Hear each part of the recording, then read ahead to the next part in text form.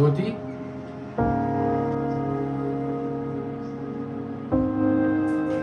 ज्योति,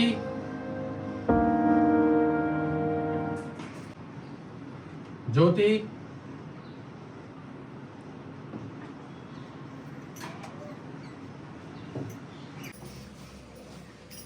मैं भले ही मर जाती, मगर आपने भाषण क्यों दिया? क्यों आपने मुझ पे एहसान किया? एहसान? एहसान काहे का?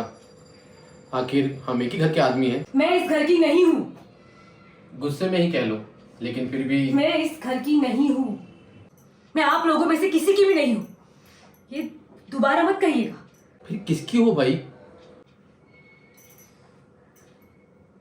आप जानते हो किसकी हूँ। जिसे आप पसंद नहीं करते हो ना, उसकी हूँ।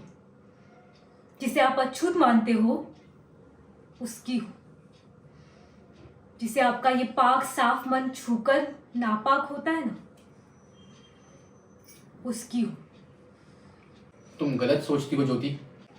आप झूठ मत कहिएगा प्लीज। देखो ज्योति, ये मसला ऐसा नहीं है कि दो बातों में उड़ा दिया जाए। इसे विस्तार से और ठंडे दिमाग से। अरे आप किया कीजिए बातें विस्तार से और ये ठंडे दिमाग से।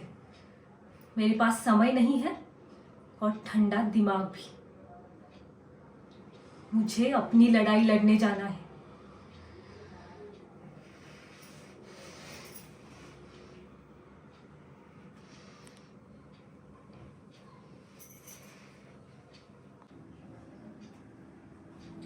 रात में जब अरुण शराब के नशे में मेरे सामने आता है ना, उस वक्त आओ कभी आप।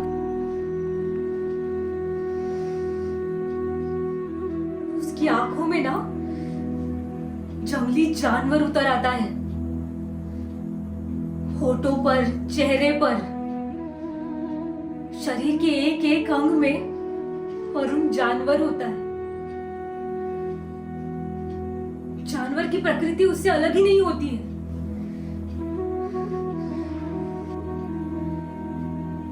अब आप शुरू में मैं पागलों की तरह मेरे उस अरुण को ढूंढा करती थी जो इन सब बुरी प्रवृत्तियों से परे है। वही धुन बांध लेती थी, उसे बाहों में समेट लेती थी।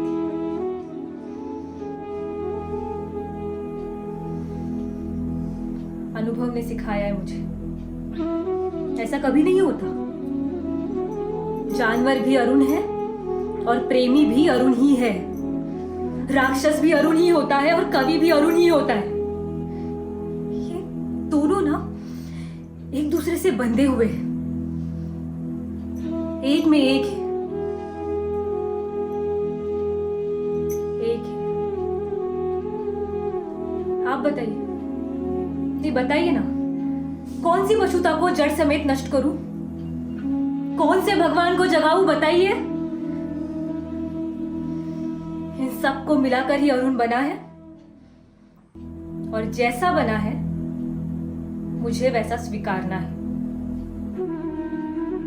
मैं अब उसे नकार नहीं सकती।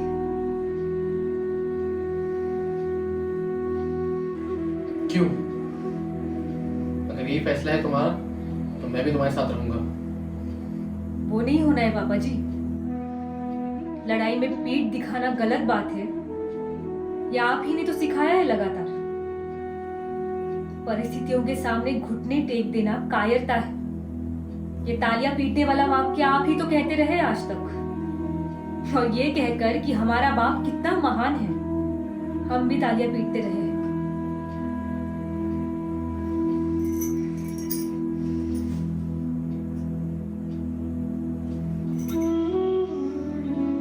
जाने से पहले खाने के लिए कुछ बना दो।